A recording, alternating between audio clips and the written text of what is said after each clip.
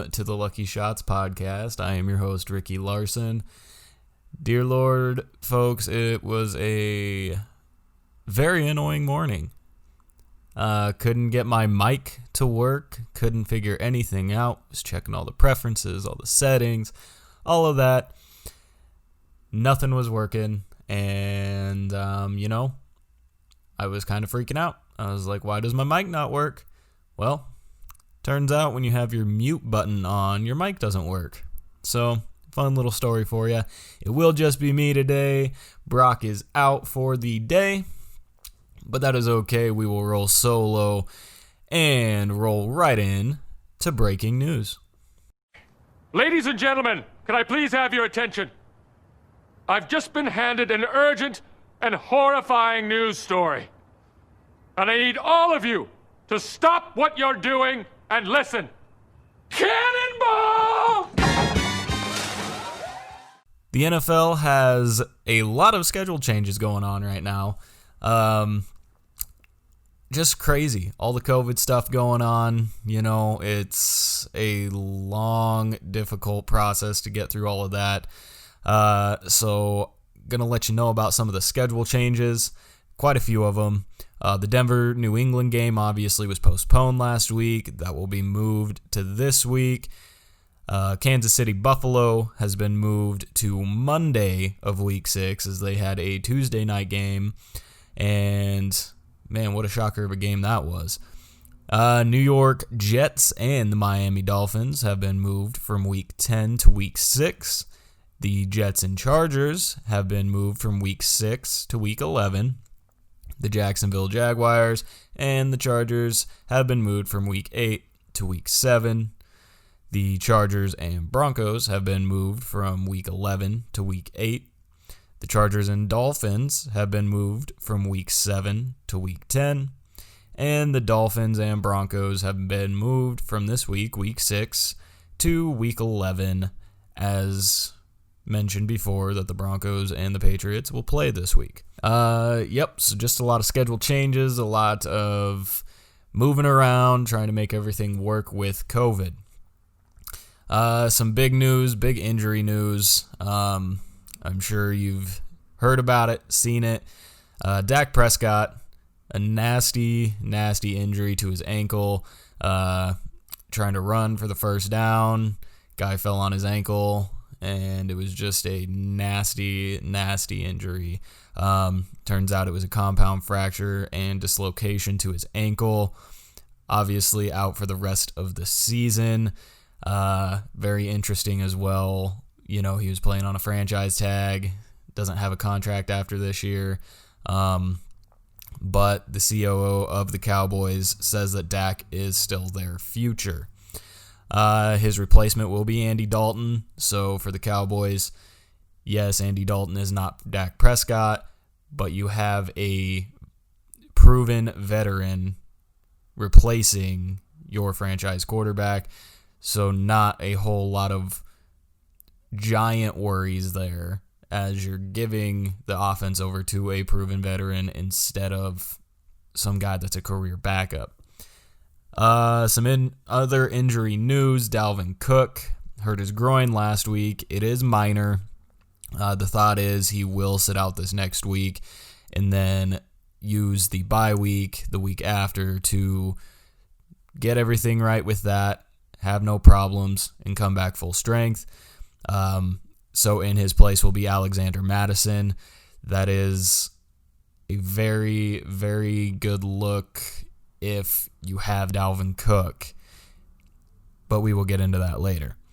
Keenan Allen went out of the game this past week with back spasms. It is minor, probably expected to play in their next game.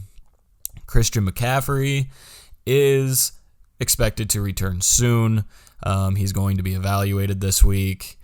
Doubtful that he will be back this week, but more than likely the week after. But it all kind of depends on what goes on this week in his evaluations.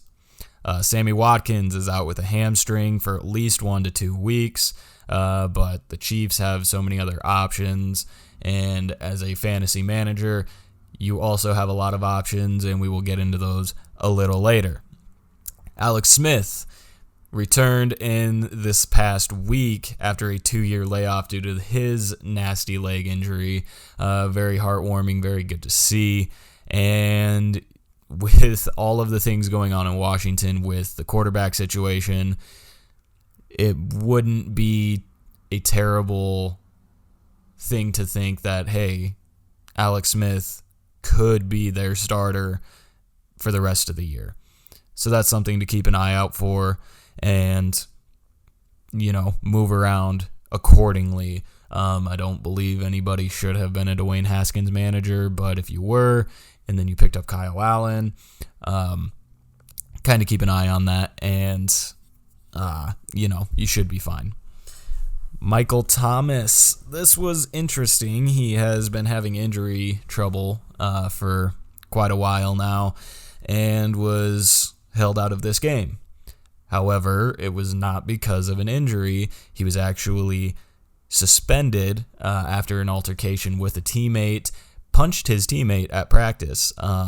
So did not play, and you'll just have to kind of wait and see what else they decide to do disciplinary-wise with him going forward. Some more firings are going around the league. The Falcons have fired their head coach, Dan Quinn. They fired their GM, Thomas Dimitroff. You go 0-4, kind of tough, a few years ago they were in the Super Bowl. So just a very tough situation, but you go 0-4, you got to try to switch something up and see maybe if that will work for your team. The interim head coach is Raheem Morris. If you don't know who Raheem Morris is, a lot of people don't unless you are a fan of Tampa Bay, because he was their head coach from 2009 to 2011, had a 17-31 record. He will be taking the reins as of this past week, and just kind of going to have to monitor who the Falcons will go with, if they stay with him, if they decide to hire somebody new at the end of the season. It's the head coaching carousel. And surprising news from the Jets. No, it is not Adam Gase got fired. Somehow that man still has a job. But Le'Veon Bell was released from the Jets and will become a free agent as of 2 p.m. today. We are recording this on a Wednesday. You guys will be hearing it on a Thursday. But he was released. They were looking at trading him. I guess that didn't work out, and they just decided, you know what, we're going to let you go and let you test out free agent waters. Some possible landing spots are Chicago, Kansas City, Tampa Bay, Pittsburgh, Cleveland, San Francisco, Tennessee, and Miami. For me, I feel like the best landing spot for him could be Chicago, or maybe San Francisco, and maybe Miami.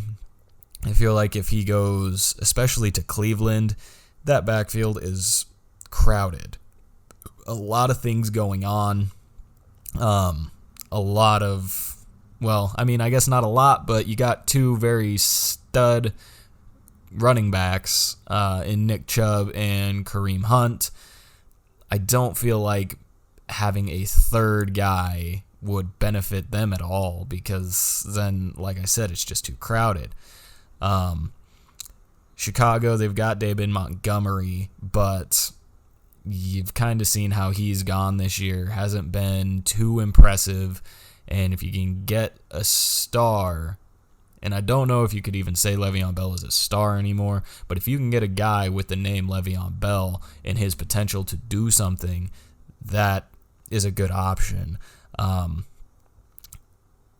Kansas City, they've got their guy, unless they want to start going a 2 running back system, which is possible. You see that a lot with a lot of football teams this year. And, even in the past couple of years, if you got 2 good running backs and you can keep both of them fresh, that's what the Browns are doing this year with Kareem Hunt and Nick Chubb before Nick Chubb got hurt. So just something to keep an eye on. Very interesting to see maybe where he will land. That is it for news and notes. Let's get into some boomers and bombers. Let's start with the boomers. What it is segment, Antonio Brown. Welcome to greatness. How's business? Business is booming. Never play yourself. Here we go. How's business? Business is booming. Jarvis, how's business? Business is booming around here, man. I'm talking about all the way live. You know what it is. Boy, how's business? My bad. Hey, business is always booming, baby. All right. We got boomers. We'll just start right off in the quarterback position. There was quite a few guys who had some great games. Top of the quarterback list, quarterback one, Ryan Tannehill. He only had 195 yards passing, but he had 3 passing touchdowns, 42 yards on the ground, and a rushing touchdown for 30 fantasy points this week. That came in the win against the Bills on Tuesday night. And if you watch that game, wow. I mean, the Bills did not look good at all. But, Ryan Tannehill, have yourself a game. Patrick Mahomes, 340 yards passing, 2 touchdowns, threw an interception, but also had 21 rush yards and a rushing touchdown for 29.7 points this week. Came in a loss to the Raiders, and that is probably something nobody expected. But the Raiders just played very well. The Chiefs also played well, but just got outplayed by the Raiders. Ryan Fitzpatrick. If you are not a believer in Fitzmagic, well, you are smart, but Fitzmagic has been working all year this year. This past week, 350 yards and 3 touchdowns with 16 yards on the ground for 27.6 points in a huge win against San Francisco. You can put the Raiders over the Chiefs as one of the biggest upsets of the week, but also the Dolphins against San Francisco. I mean, yes, San Francisco is depleted, but they've looked just fine in just about any other game that they've been depleted. Not against the Dolphins. The Dolphins just took it to them, and Ryan Fitzpatrick had a big game. Justin Herbert, a guy that continues to impress me, the rookie out of Oregon, had 264 yards passing and 4 touchdowns. 3 of those came in the first half. They did lose to New Orleans. I myself would credit that to Keenan Allen getting hurt and exiting the game. That is the number one target, obviously, for Justin Herbert. But other guys around him that aren't named Keenan Allen stepped up and had themselves a great game. But the Saints just kept it close and ended up pulling through in overtime. And sadly for Justin Herbert, he had a spectacular throw to Mike Williams and a spectacular catch by Mike Williams that set them up for a field goal to win the game in the fourth quarter. And then the kicker kicked it off the upright and went to overtime, and the Saints won. But again, Justin Herbert just continuing to impress this year.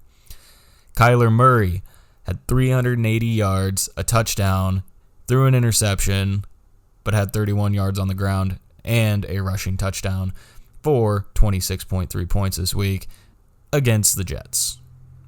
So take that as you will. Never bet on or bet against anybody playing the Jets. Moving on to running backs, Mike Davis, another big game. The guy is just continually having big games. 89 yards on the ground, had 9 receptions, 60 yards through the air, and a receiving touchdown for 29.9 points this week. The win against Atlanta. And again, just like the Jets, don't bet against anybody playing the Falcons. But Mike Davis has been spectacular and raises some questions about when Christian McCaffrey comes back. What do they do with Mike Davis? I mean, obviously, cut his, touches because Christian McCaffrey is one of the best backs in the game. But even if Christian comes back either this week or next week, I think Mike Davis can be demoted to a flex option, as obviously they're probably going to work Christian back in slowly. But when his production starts going back to normal, what do you see for Mike Davis? I don't see a lot. Maybe some third down or relief plays for him. Other than that, I don't think he has much fantasy value after a few weeks when Christian McCaffrey comes back. Todd Gurley, a couple of big games back to back.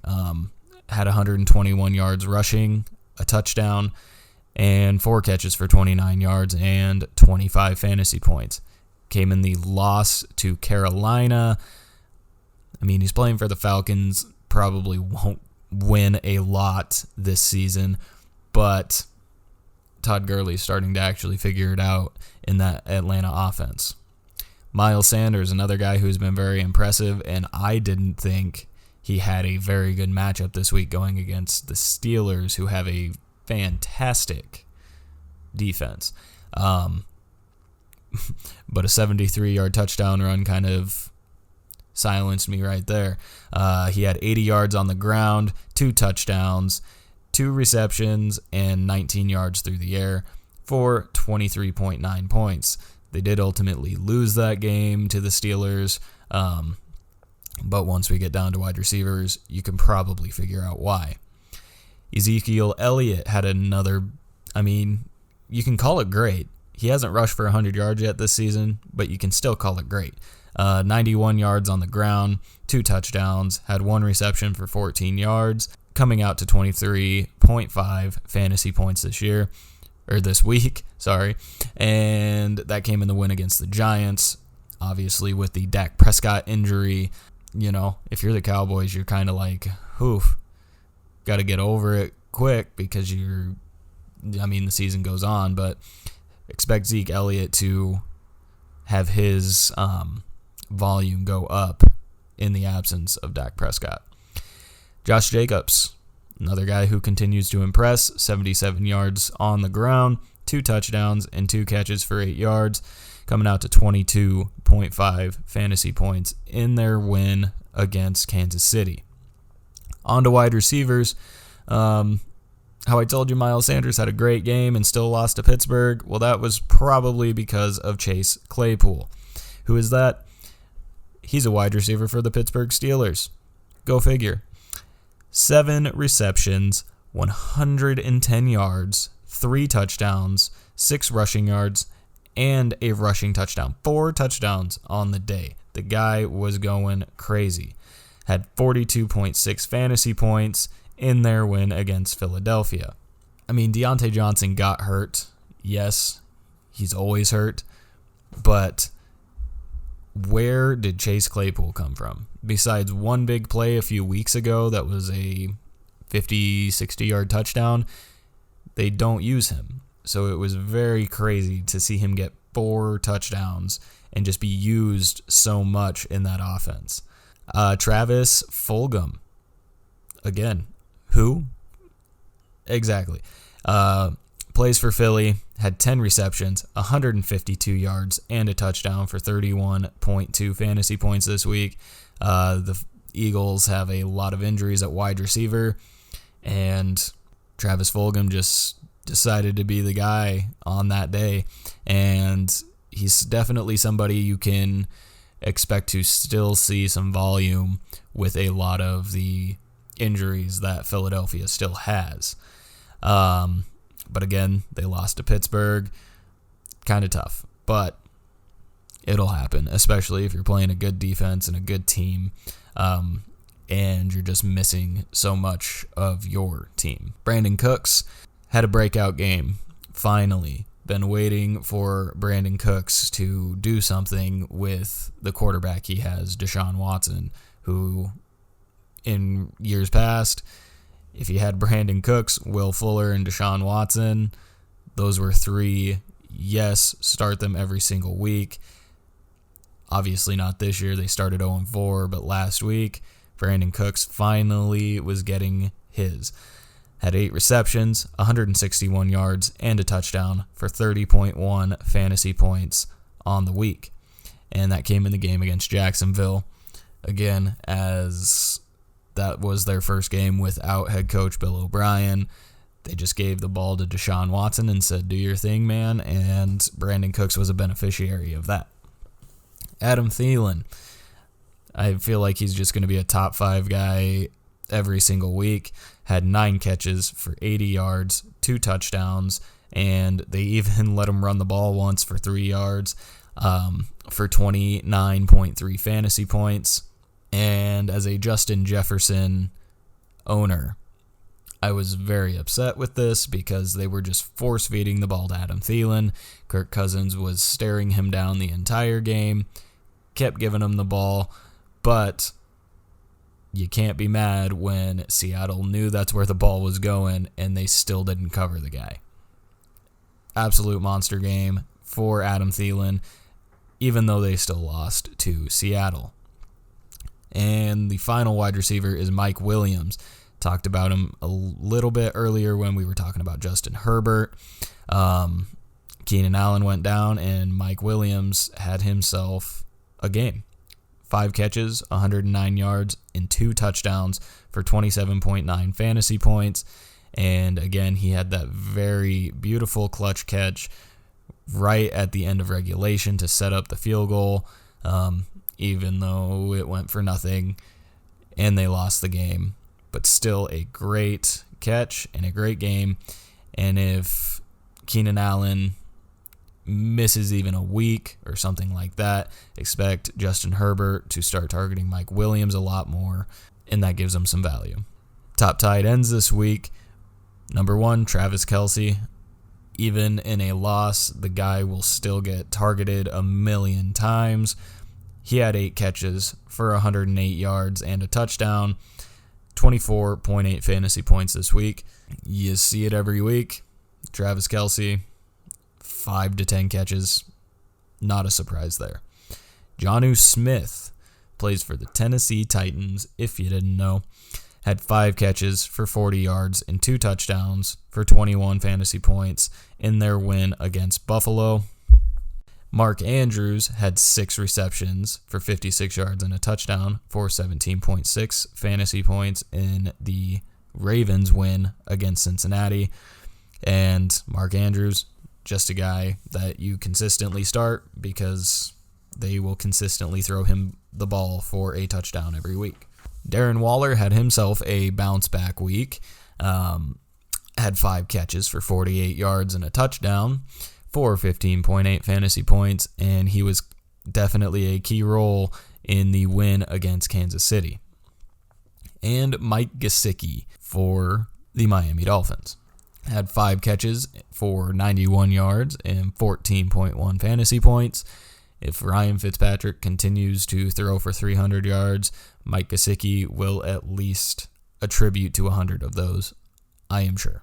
All right, let's move on to the Bombers.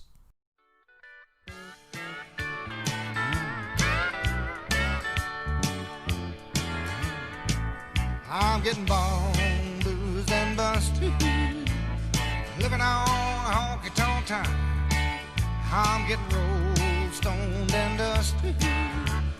Lord, you made a mess of my mind. All right, got to hop into the quarterbacks. Some disappointing performances, some of them expected, some of them not. Joe Burrow, for me, that one was expected. He was playing the Baltimore defense, and the Baltimore defense is just really good.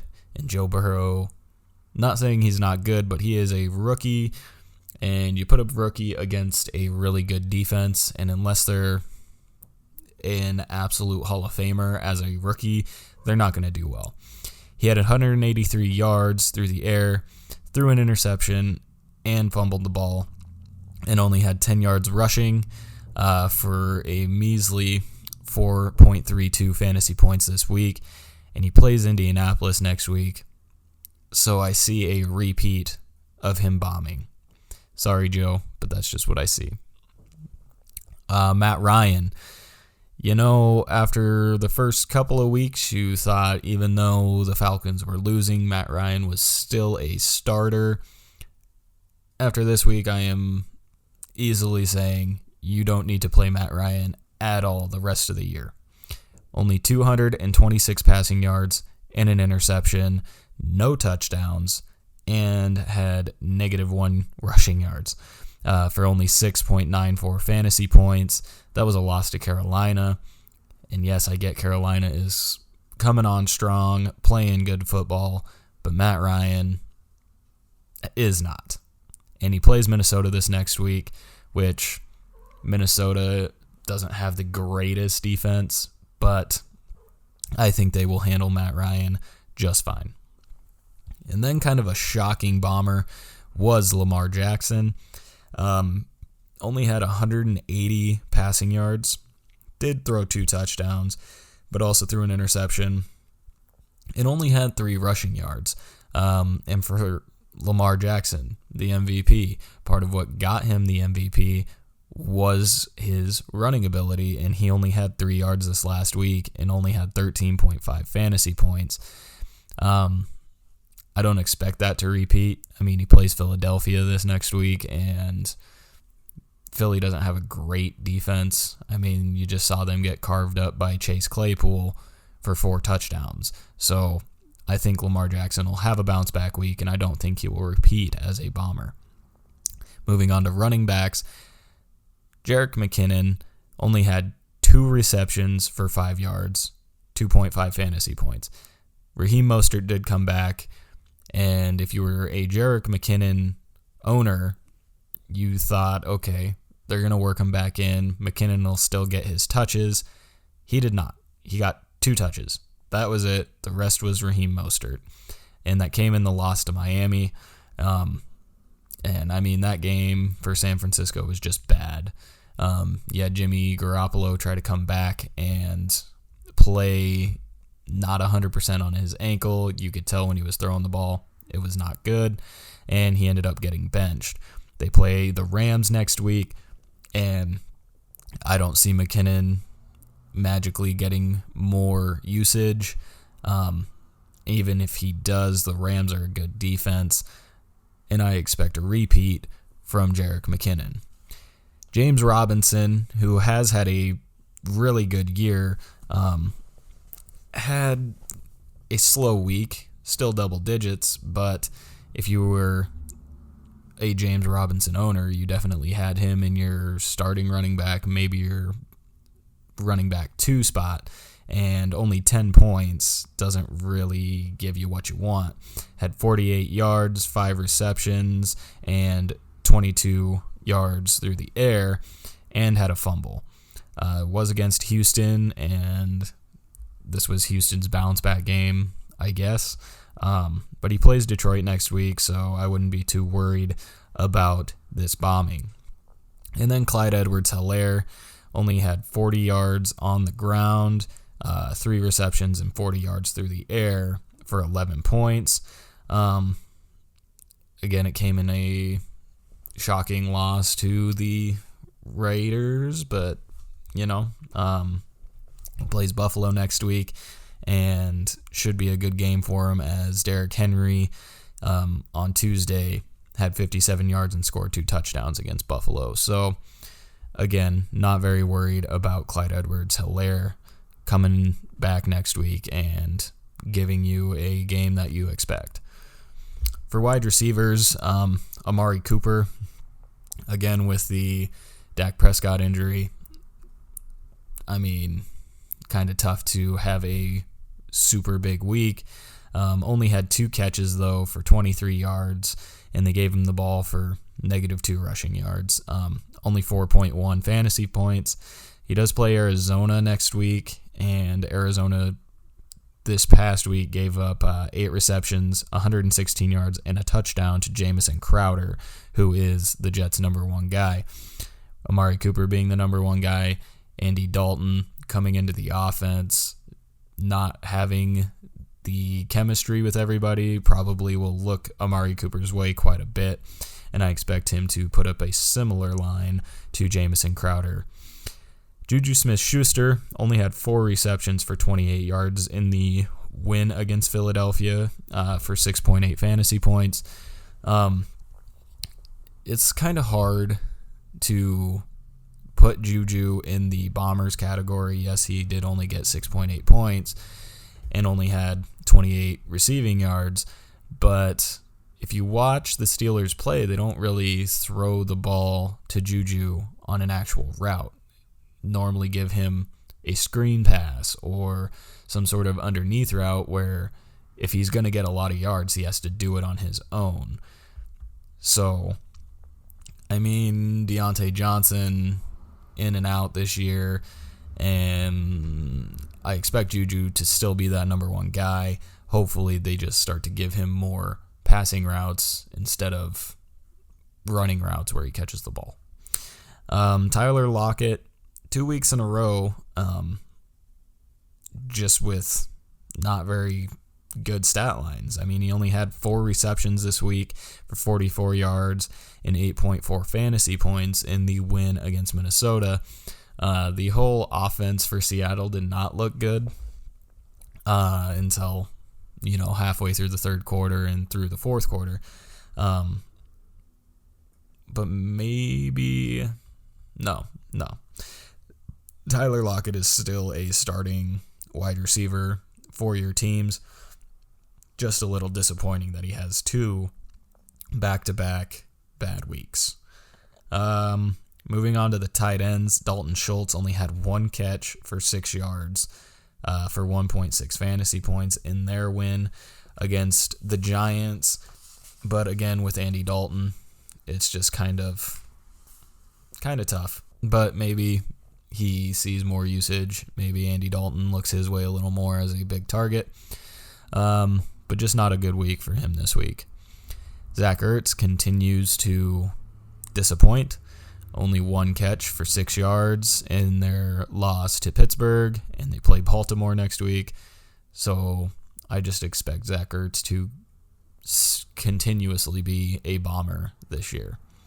And George Kittle, he had 8.4 fantasy points as a tight end, 4 catches for 44 yards, which is, what you would get from any other non-George Kittle tight end. But after his 15-catch week, a bit of a letdown for him to only have 4 catches for 44 yards against Miami. He plays the Rams next week in the quarterback situation with Garoppolo's ankle. I don't know if I see George Kittle having a big game against a good Rams defense with a quarterback situation where you don't know who's going to be starting. Even if that person does start, you don't know if they're going to play the whole game. You have Beathard, who came in the game last week. I mean, it's just a whole mess for the 49ers. But he is George Kittle, so expect a bounce back. All right, with all that said, if you're having some trouble with any of the bombers, injuries, any of that, COVID, here are some guys that you can definitely pick up on the waiver claims.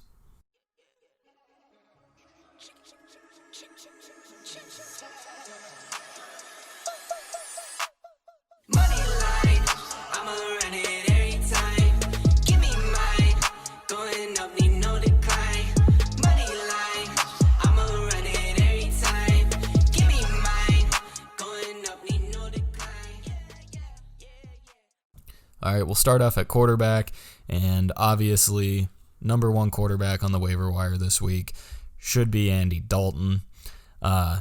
He's only owned in 0.2% of leagues, which makes sense.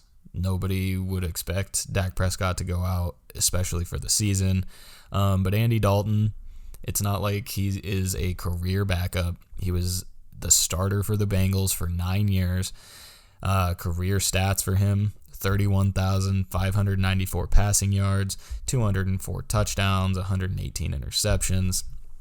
I mean, there's a lot worse options for either you as a owner of Dak Prescott or for the Cowboys. I mean, it's not every team that can lose their star quarterback, and in steps a seasoned veteran that is a seasoned starter.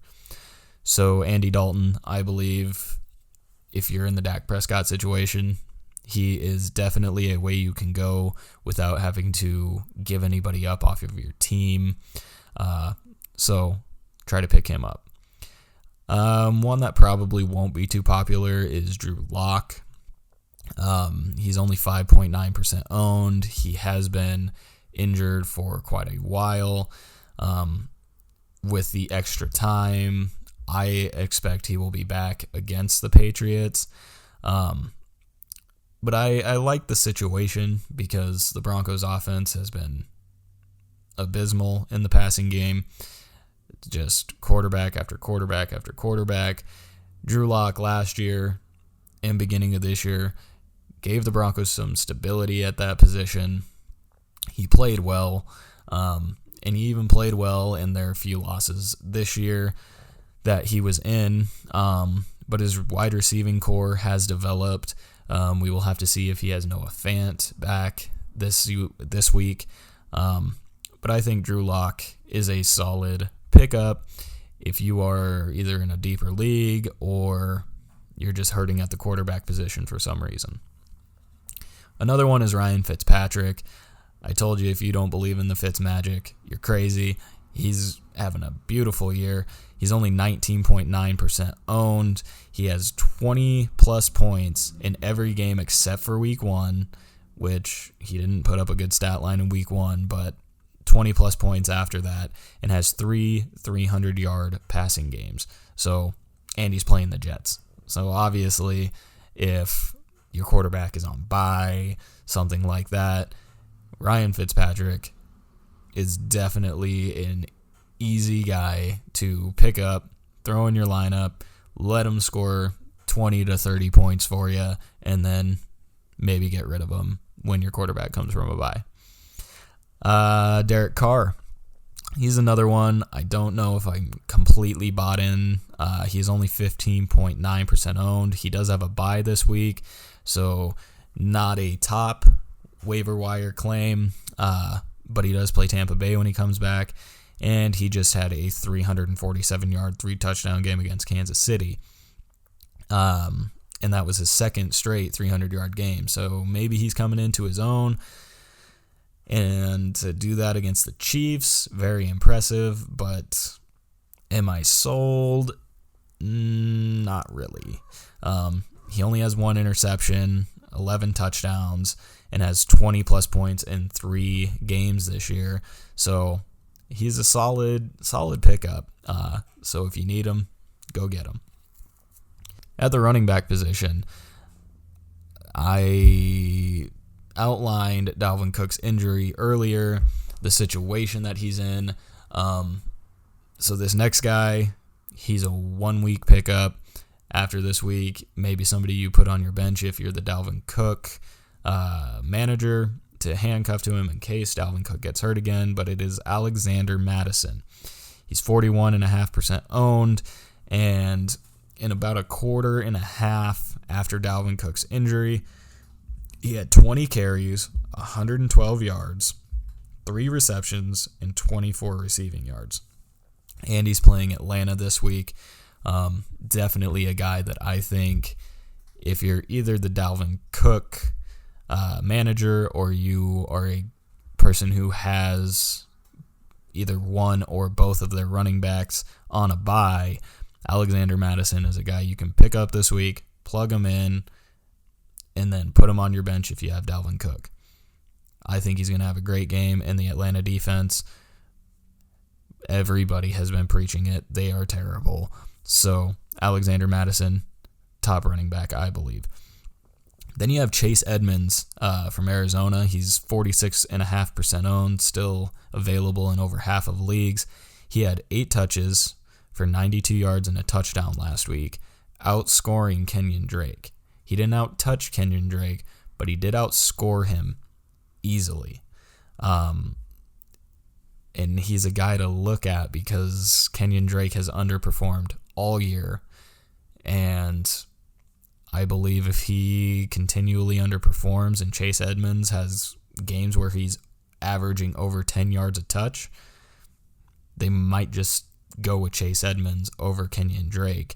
And, if you're the Kenyon Drake owner, you don't want to lose Kenyon Drake and then have nobody to replace him. So Chase Edmonds is easily the way to go, especially as a Kenyon Drake owner. And they play Dallas this week. Dallas doesn't have a good defense. They're in a lot of shootouts, so I believe Chase Edmonds, especially this week, will have a monster game. And then you have Justin Jackson. The big question last week was, do you get Josh Kelly or do you get Justin Jackson? I, myself, was sold on Justin Jackson over Joshua Kelly, but the more popular opinion was Joshua Kelly. But Justin Jackson had 20 touches for 94 yards and 14.4 fantasy points. And Josh Kelly not only didn't get as many touches, but didn't get as many fantasy points and did not produce with the touches he got. He only had 12 touches for 38 yards and 4.8 fantasy points. Again, if you're looking for a running back now, then don't pick up Justin Jackson. They have a bye week this week, but they play Jacksonville coming off of the bye. And with the Austin Eckler situation, I believe Justin Jackson will be more of the running back to go forward for the Chargers than Joshua Kelly. At the wide receiver position, we talked about him earlier, Chase Claypool. He's only 8.9% owned, and a big question with him is, well, is he going to get the same amount of targets when Deontay Johnson is healthy? I would bet on Chase Claypool having more production than I would bet on Deontay Johnson staying healthy. Deontay Johnson has had a toe injury that has been nagging since week 1. He had a concussion a couple weeks ago. They got the impromptu bye, came back from the concussion, and immediately went out with a back injury. The guy is not durable. I mean, I was a believer in Deontay Johnson. I am no longer a believer in Deontay Johnson. He has burned me for a few weeks with these injuries and his lack of toughness. And in his absence, Chase Claypool went off again for 7 receptions, 110 yards, 3 touchdowns, 3 carries, and a rushing touchdown. And they play Cleveland next week. And Chase Claypool, I believe, will become more of a part of this offense, especially after a week like that. And you pair that with his size and having Big Ben, I think he is definitely the top wide receiver to pick up this week. Travis Fulgham, we talked about him a little earlier. He was one of the top 5 wide receivers. He is only 0.2% owned. But after 10 catches, 152 yards, and a touchdown on 13 targets, he's definitely a place to look, especially with the Eagles' wide receiver injuries. They have Justin Jackson out, Alshon Jeffrey, Jalen Reagor, and all those guys have been missing time. I think Travis Fulgham becomes more a part of this offense in their absence, and when they come back, if he continues to produce like this, I think he will still be a focal point in that offense. Then you have Henry Ruggs. He's been sidelined for a few weeks now due to a knee injury, and he's only 48.4% owned, but he came in last week against the Chiefs, had 2 catches, 118 yards, and a touchdown. One of those was a bomb from Derek Carr. Again, the Raiders have a bye this coming week and then play Tampa Bay. But Henry Ruggs, I think, going forward is going to be one of the top guys for Las Vegas, and he's definitely a solid pickup. At the tight end position, I preached on him a little bit last week, but Robert Tonyan, he's only 48.2% owned. He's got 13 receptions for 173 yards and 5 touchdowns in the last 3 weeks, making him the number 2 tight end. There is that volume question with Devontae Adams coming back possibly from his hamstring injury. But I think that the way Tanyan has played in his absence has earned him the respect of Aaron Rodgers, the attention of Aaron Rodgers. I think he will continue to go his way, and Robert Tanyan will stay a relevant tight end. And again, they're coming off of their bye, playing Tampa Bay. I think it's a good matchup, and I think Robert Tanyan, even though his volume may go down with Devontae Adams, I think he will still get the targets and still be a red zone target to get you those touchdowns. Jimmy Graham, as much as it pains me to say that Jimmy Graham should be a waiver pickup, but I'm telling you that. 53.5% owned. He had 3 receptions for 33 yards and a touchdown last week and 4 touchdowns on the season. He is actually the number 4 tight end in fantasy football, which is crazy. But the way that the Bears offense is going, the way it started and to where it's at now, Jimmy Graham, I think you just can't ignore him anymore. He averages 11.6 points per game, and they're playing Carolina this week. He's just a big tight end. He's going to get targets, and he's going to get touchdown targets. So he is also a tight end that you could go after this week. And then you have Eric Ebron. He's 36.6% owned. He had 5 catches and 43 yards last week. Again, he's a big target for Big Ben. He went 5 for 6. He had 6 targets, had 5 catches, and averages 8.8 points per game this year. Again, the tight end position is definitely a thin position and an inconsistent position, but I feel like some of those guys are a good pickup to get you decent weeks. So that being said, my top 5 waiver claims this week would be number 1, Andy Dalton, number 2, Robert Tanyan, number 3, Chase Claypool, number 4, Henry Ruggs, and number 5, Alexander Mattison. And again, Alexander Mattison just for this week, and then a handcuff option for later on in the season. All right, it is time to jump in to some buy or sell.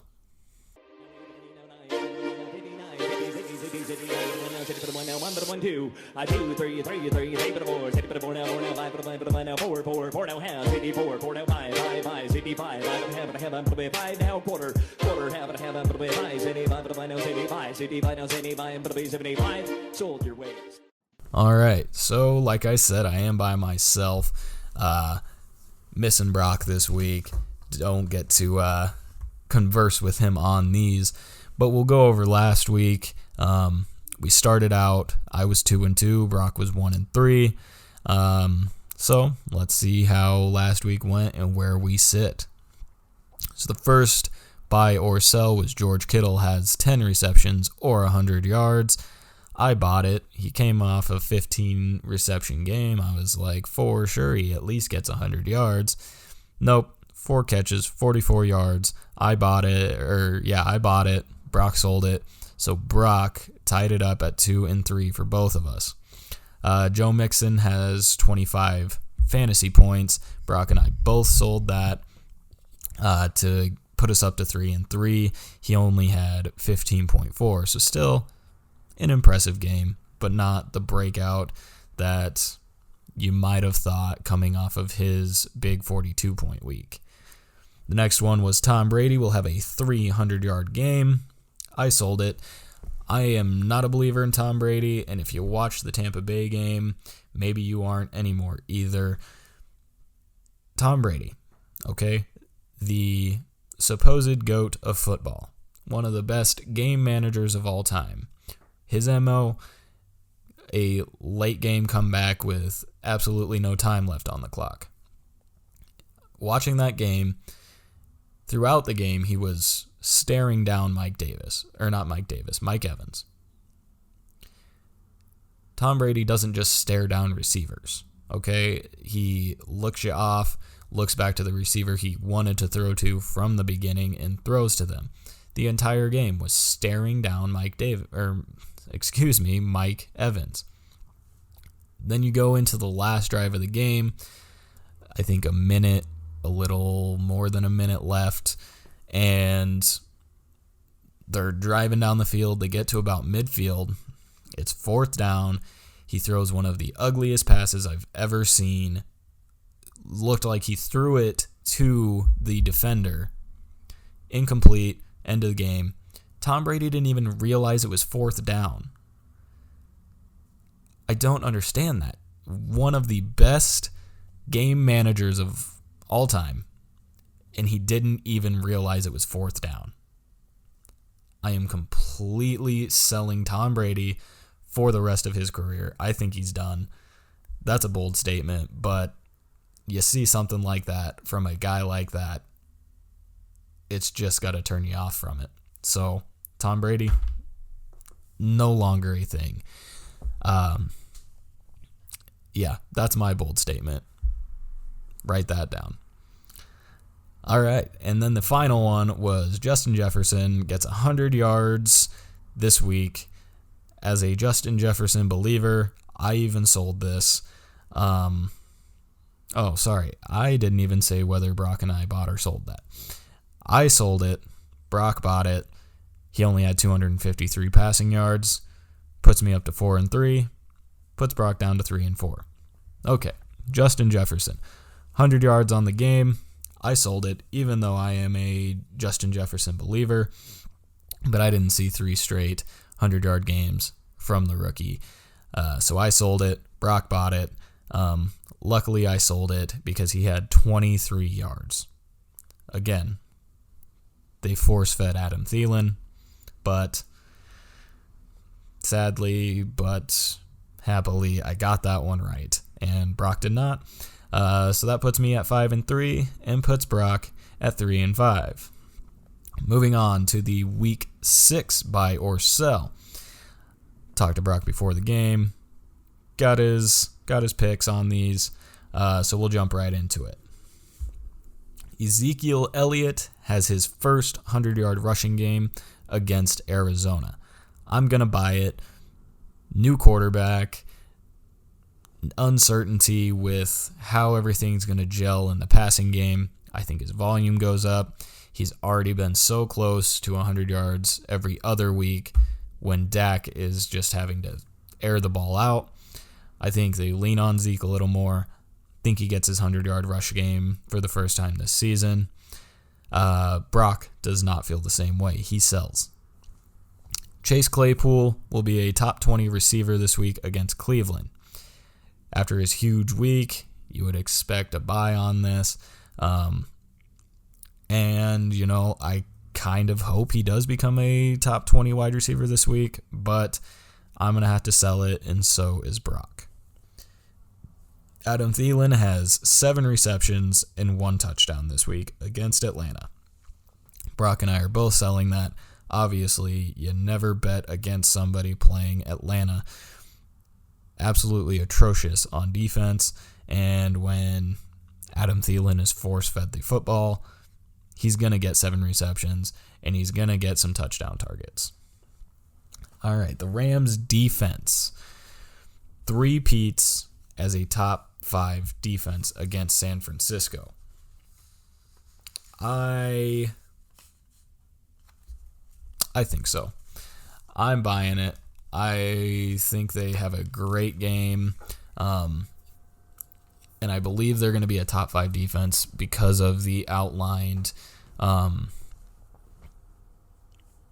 quarterback trouble that they're having, the 49ers are having right now. So I buy it.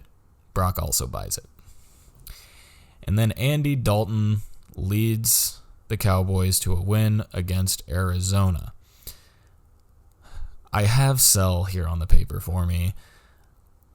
When I wrote this question, I bought it. I thought it was going to be a thing. But I think Arizona, just with their offense and the terrible defense of the Cowboys, I'm going to have to sell it. And Brock is selling that as well. So that was buy or sell this week. Tune in next week to see if Brock and I are if Brock and I know what we're talking about. If not, what's new? All right, let's move on to the top performers that I think will just be the number one guys this week. We have Aaron Rodgers at quarterback. I believe he's going to have a big game. He's passed for 1,214 yards this year, 13 touchdowns, and still hasn't thrown an interception. He averages 26.02 points per game, and he's possibly getting Devontae Adams back. He has Robert Tonyan, that's been a solid touchdown target. So I believe Green Bay will go out this week and just have an absolutely beautiful football game, and Aaron Rodgers will lead all of that. Ezekiel Elliott is another top performer, I believe, is going to have a big week. He's got 364 yards on the ground, 5 touchdowns, 24 receptions, and a receiving touchdown, averaging 22.34 points per game. He averages 20 touches a game, but with Andy Dalton coming in as the quarterback, like I said earlier, I think they lean on Zeke more. His volume goes up, and he has a huge game. And then DeAndre Hopkins. Obviously, he's one of the best receivers in the whole league. And pair that with him going against Dallas, I think he's absolutely going to crush it. He's got 45 receptions, 528 yards, and 2 touchdowns, averaging 21.96 points per game. He averages 9 receptions per game and has 3 100-yard games. So I think he is going to absolutely murder the Dallas defense this week. All right, it's time for the best matchups of the week. Well, Dick, here's the deal. I'm the best there is, plain and simple. I mean, I wake up in the morning, I piss excellence, and nobody can hang with my stuff. I'm just a big, hairy American winning machine. If you ain't first, you're last. You know what I'm talking about? That phrase is trademark, not to use the outside tradition of Ricky Bobby. All right, starting off, we have Jared Goff versus San Francisco. I am normally a believer in the San Francisco defense, but when Ryan Fitzpatrick goes out against San Francisco and throws for 350 yards and 3 touchdowns, I'm a believer in Jared Goff this week. He is the quarterback 6, or was the quarterback 6 against Washington, The San Francisco 49er defense this year is averaging 21.4 quarterback points. So a 21-point game at least for Jared Goff would be a huge game. I mean, especially with where the quarterback situation is this year. I think he does just fine, and I think he's got a very good matchup with San Francisco this week. For the running backs, Antonio Gibson. He didn't have a big week last week. They had all the things going on with their quarterbacks, but he is playing the Giants, and the Giants give up an average of 20.2 fantasy points to running backs and almost 30 touches to running backs per game. And they've given up two touchdown games and 2 100-yard games to running backs this season.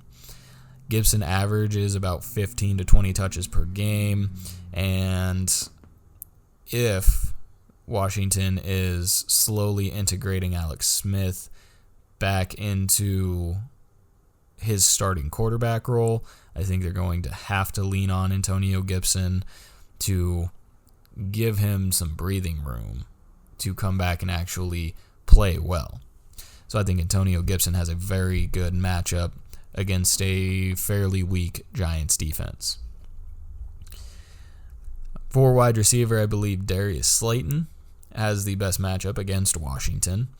Last week he had 8 catches, 129 yards versus Dallas, and Washington's giving up an average of 17.4 fantasy points to wide receivers per week. And in 3 games, yeah, that's right, in 3 games they have given up 100 yards to receivers and 200 yards in 1 game. So I don't think the Washington defense is all that great, and Darius Slayton being the target that he has been for Daniel Jones, I believe that will translate into him having another good game.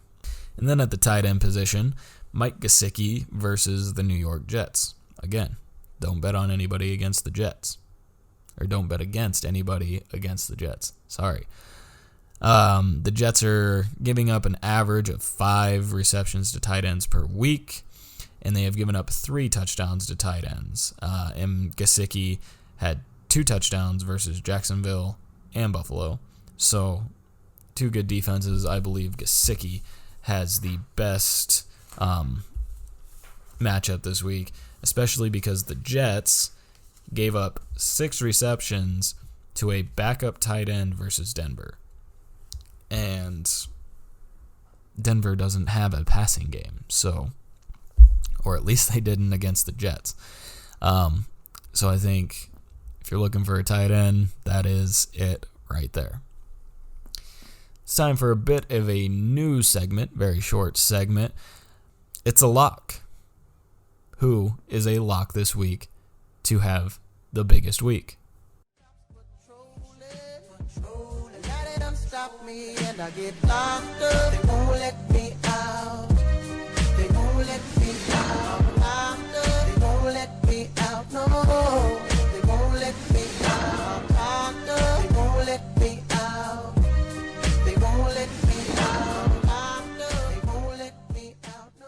So my pick is Ryan Fitzpatrick against the New York Jets.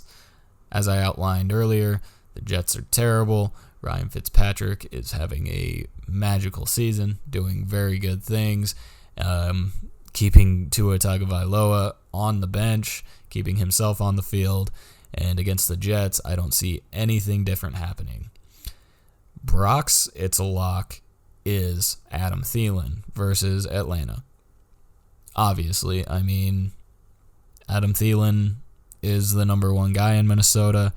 Atlanta is terrible. Adam Thielen, I would not be surprised if he has somewhere around 10 catches this week. The way that Atlanta plays defense and the way that Kirk Cousins just stares him down and gives him the football. So I believe that's a good pick by Brock. Let's move on to prime time picks. Monday night football's coming on tonight. Are you ready? Are you ready? Are you ready? We're ready. Are you ready for some football? A Monday night party. All right, last week, fairly easy week. You know, I mean, there was some interesting matchups, but man, I said it was an easy week, and I went 1 for 2, or 1 and 2, so never mind. But you had Tampa Bay and Chicago. Man, I am misspeaking. Tampa Bay versus Chicago on Thursday night. Again, I outlined how terrible Tom Brady was and how terrible the end of the game was. And Chicago ended up squeaking out a 1-point win. I chose Tampa Bay. Brock chose his Bears. So now we are tied at 2-2 in primetime picks. Minnesota versus Seattle. What a barn burner of a game. That was actually a very fun game to watch. Very interesting game to watch. Seattle squeaked out a 27-26 victory, and Seattle's offense did not show up until over halfway through the game. But when they showed up big and came through with a late game-winning drive, coming off of a very bonehead move, in my opinion. You had 4th and inches for the Vikings, and they're up by 5. If you get it, sure, you can run out the clock. If you don't get it, you give Russell Wilson the ball with, it was somewhere a little north of a minute, and yes, he has to drive 93 yards to get the touchdown. Okay, but if you kick the field goal, You are up by 8 points. You give Russell Wilson the ball back with about a minute or a little under a minute to drive however far. And he has to score a touchdown, and he has to score a 2-point conversion. The Vikings decide to go for it and don't get it, leaving them only up by 5 points. And Russell Wilson, all he has to do is go down the field and score a touchdown. Doesn't even need the extra point, doesn't need a 2-point conversion, and that's exactly what he did. In my opinion, bonehead move. If you have the opportunity to make a team only be able to tie you, you take that. You take the guaranteed points. You don't risk it, especially against Russell Wilson, who's been an absolute monster through the air this year. But, I'm not a head coach. Don't let me tell you what to do. But Brock and I both chose Seattle in that game, kicking us up to 3-2. Then you had the Chargers and New Orleans. Brock and I both chose the Chargers. And watching the first half, for sure, thought it was a great pick. Thought, wow, Brock and I are smart. Justin Herbert had 3 touchdowns, was looking good, and second half came along. They started slowing down. The Saints started picking up, started actually doing something on offense. Keenan Allen goes down, and you have Mike Williams. Sure, he was decent, had a good game, but he wasn't Keenan Allen. Was not the consistent target that Justin Herbert looks for. And New Orleans brings the Saints back, makes it 27-27. Justin Herbert, so impressed with the kid. Comes out, has little to no time on the clock. Throws a deep ball to Mike Williams. Mike Williams also made a beautiful catch. If you haven't seen that catch, go on YouTube, go somewhere, and look up the Mike Williams catch from this last week. Absolutely gorgeous. But Justin Herbert puts his team in field goal position to win the football game. As a rookie, looked great. And then Badgley kicks the ball off the upright. They go to overtime. Drew Brees drives them down for a field goal. They win. 30-27, New Orleans. So that kicks Brock and I down to 3-3. Time for a Sunday preview, as there is no Thursday night game this week, as it was moved to Monday because the Bills had their Tuesday night game. Which, you think they should keep Tuesday night football?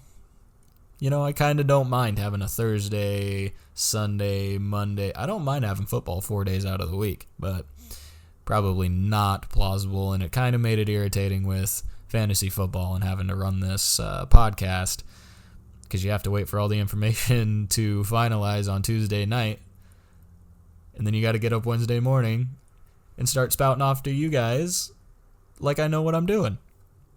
But some interesting games throughout Sunday that I believe you should keep an eye on. Cleveland and Pittsburgh. Cleveland looking fantastic. And what world do we live in? What is 2020 where Cleveland is 4-1? I don't know. And I am confused. Honestly, a little scared. The Browns should not be good in any lifetime. But they are playing Pittsburgh. Pittsburgh has one of the better defenses this year. And, they're just looking good. They're looking complete. They're looking full. I don't know. I think it's a good game, especially with the way Cleveland's playing. And it's a divisional game, so you never know what's going to happen. Just look back at last week with the Raiders and Chiefs, So interesting game to look at there. Then you got Green Bay versus Tampa Bay. Battle of the Bays. Sorry, that was very dumb. But you got a battle of the Bays. I like it. That's what it should be sold as. But Green Bay looking good, coming off of a bye week.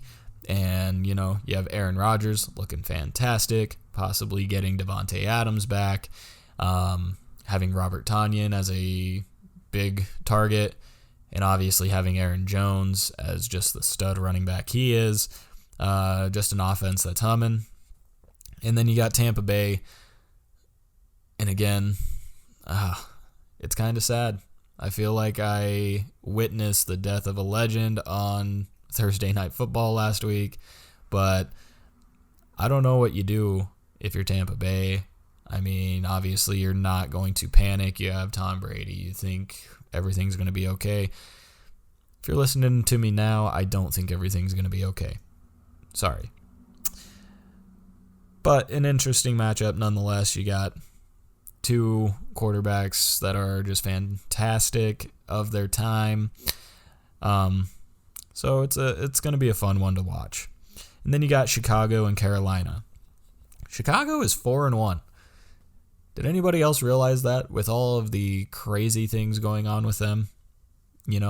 Benching their starting quarterback, putting in a career backup that won a Super Bowl, and they're still 4-1.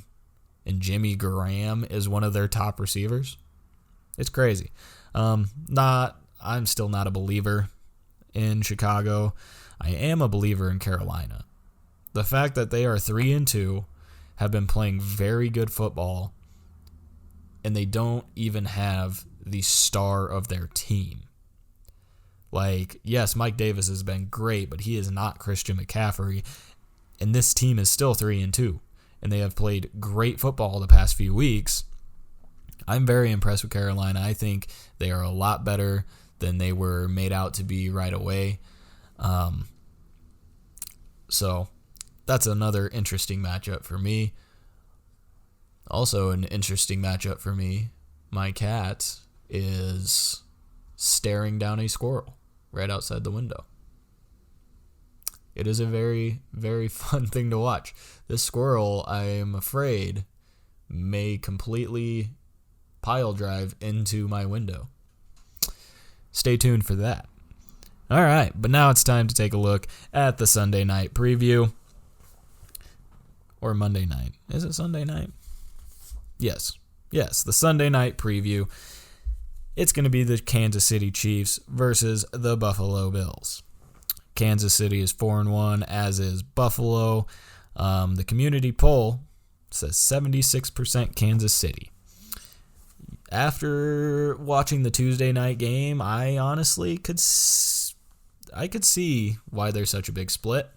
But I mean, if you watched Kansas City, they also didn't look great. I mean, Patrick Mahomes still played well and did Patrick Mahomes things. But, it's a very interesting matchup because both teams are good.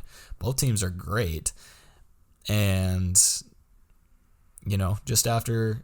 And what makes it more interesting is just the weeks they had. After the past couple of weeks they had, it makes it a much more interesting matchup. The over-under for the game is 41, which honestly I think is a very low over-under for two teams that have the offensive capabilities that these two offenses have. A little bit of an outlook on both teams. The Chiefs are the number 4 offense in the league and the number 20 defense in the league. The Buffalo Bills are 3rd in offense and 19th in defense. Very evenly matched, especially right there. You have the number 3 versus the number 4 offense and the number 19 defense against the number 20 defense. I mean, you can't get much closer than that. Kansas City offensively have the 4th best passing offense, where the Bills have the 2nd best passing offense. And then the Chiefs have a better running offense for sure. 13th in the league to Buffalo's 28th. And, I mean, if you look at it, the Bills' running game is Josh Allen. The Bills' passing game is Josh Allen. I mean, the offense is Josh Allen. Everything pretty much runs through him. So, honestly, to be 28th and your quarterback is the only one that can produce on the ground, that's not too terrible, is it? Yeah, it is. Passing defense for both teams, the Chiefs are the 6th best pass defense, and the Bills are the 29th pass defense, especially after the kind of game they gave up to Ryan Tannehill. Patrick Mahomes, I think, is definitely going to tear it up, and on the contrary, I think it might be another tough game for Josh Allen. The Chiefs with the 6th best pass defense, he's going to have to navigate through that, and I'm sure he can. I'm a believer in Josh Allen, but makes you a little wary of starting him against the Chiefs if you don't have a decent other option. Rushing defense-wise for both teams, the Chiefs are 28th, and the Bills are 8th in rush defense. So as we said, the Chiefs have a better running offense. The Bills have a top 10 rush defense. So Clyde Edwards-Helaire having a bad week last week, and the Bills being decent against the run, better than decent, top 10. I mean, does Clyde Edwards-Helaire have the power to score the 2 touchdowns like Derrick Henry? Maybe, maybe not, but yardage-wise, I think the Bills will be able to hold them in check. Some players to look out for. Patrick Mahomes, he's the number 2 quarterback, 13 touchdowns, an interception and 2 rushing touchdowns, and his only interception came last week, and he's got 300 yards in 3 of the 5 past weeks. You're obviously starting him if you have him. There's no question about that. Clyde Edwards-Helaire, he is the running back 12 this season, but he's had 2 straight down weeks of 12.1 and 11 in fantasy. And like I said, the Bills have a pretty good rushing defense. But if you have Clyde Edwards-Helaire, I don't think you can bench him. There's no way you can bench him, especially with bye weeks and stuff. You're obviously starting him, but I'd be wary of your expectations for a high ceiling game for him. Travis Kelce, obviously the number 1 tight end. He had those 8 catches, 108 yards, and a touchdown last week. He's averaging 18.1 points per game. Obviously, and if you look at Jonnu Smith on the Tuesday night game, he had 5 catches, 2 touchdowns. Expect a huge game from Travis Kelce, and you're obviously starting him. Tyreek Hill, the wide receiver 5, has a touchdown per week, and has 15 points or more in fantasy every single week. So he's an obvious starter. Expect him to have a pretty good game, and expect a touchdown. Josh Allen, he's the quarterback 5 on the year. Before the Tuesday night game, he was averaging 3 touchdowns per week and 25 or more points in fantasy every week. And he's had 300 yards or more in 3 of 5 weeks. Yeah, 3 of 5 weeks. I don't know the exact stat line he had last night, but his only other game that wasn't 300 yards was to Las Vegas, who held Pat Mahomes to a mediocre game. Josh Allen is an obvious start, but he is a be wary of your expectations for him. Devin Singletary, one to watch, averages 82 total yards per game and 16 touches, but he only has 1 touchdown, and the Chiefs' defense is fairly decent. And Devin Singletary, sorry if you're a Devin Singletary owner, but he is not a Josh Jacobs. So I don't see a big game from him, and if you have a better option, I would plug them in over Devin Singletary. And then you have Stephon Diggs. He's the wide receiver 13 this year. Has about 6.5 catches per game, 2 touchdowns in 200-yard games. Obviously the number one target for Josh Allen. And if this game turns into a shootout, then Stephon Diggs will have a monster game.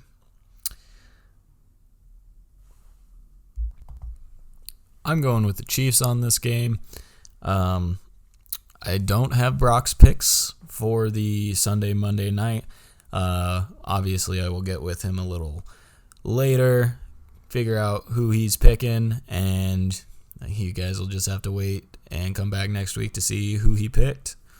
Moving on to the Monday night game, we have the Arizona Cardinals and Dallas Cowboys.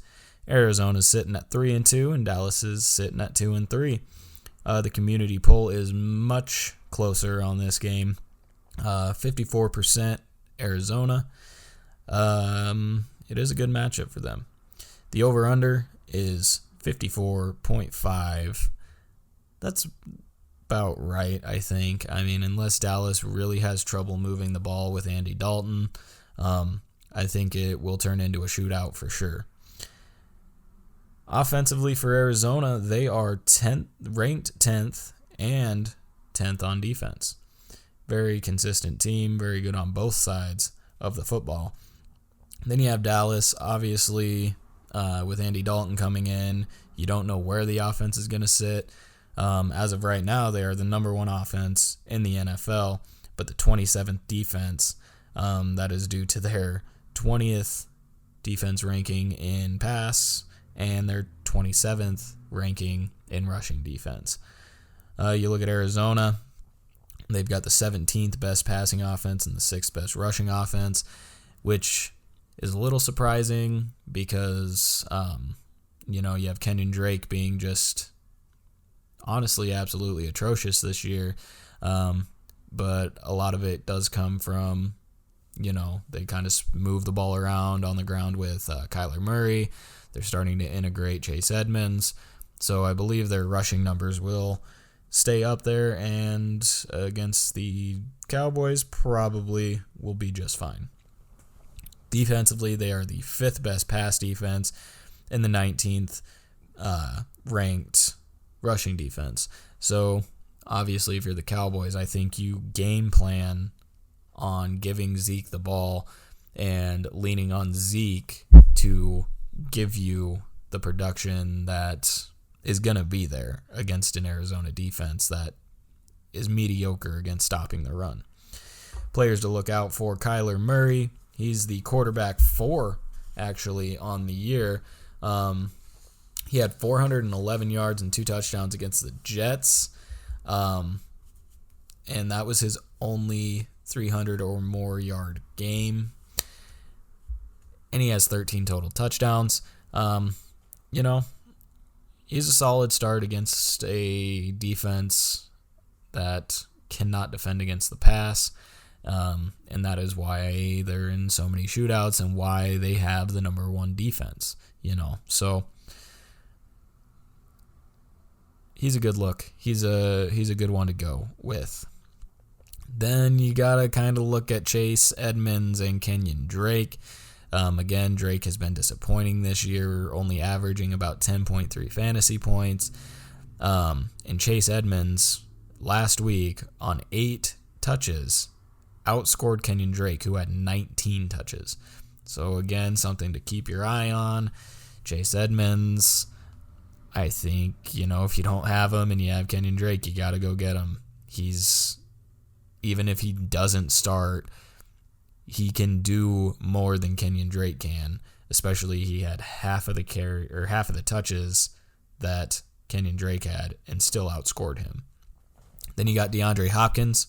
He is the wide receiver 1 on the year with 22 fantasy points per game. He has 300-yard games. He has 6 receptions, 131 yards and a touchdown versus the Jets. And, you can't say it enough. The terrible pass defense for the Dallas Cowboys proves to be a favorable matchup for DeAndre Hopkins. Definitely start him and expect a big game out of him. Another player to watch, this time on the Cowboys side of the ball, obviously is Andy Dalton. He will be making his first start as a Dallas quarterback, replacing Dak Prescott. And, the Dallas defense is still bad, and the Dallas wide receivers are still good.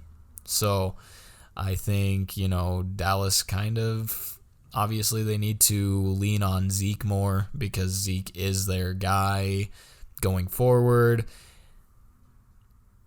But you can't be too scared of Andy Dalton with the wide receiving core that he has around him. You got CeeDee Lamb, Amari Cooper, Michael Gallup, even Dalton Schultz. I mean, especially if they're going to be down, they're going to have to pass the ball. I mean, that's been the Dallas recipe this year. So, do you think Andy Dalton rises to the occasion, or do you think he wilts under the pressure? I think he's been a starting quarterback before for a long time. He'll do just fine, and especially if you integrate Zeke more, take some of the pressure off of Andy Dalton, he'll do just fine. Speaking of Ezekiel Elliott, he is the number 3 running back on the year. Spoke of the more volume I believe he will get. He has 20 or more touches per game through the air and on the ground. You expect those to go up. You expect his numbers to go up. And, he has 6 touchdowns on the year, which we've played, 5 games? A touchdown a game?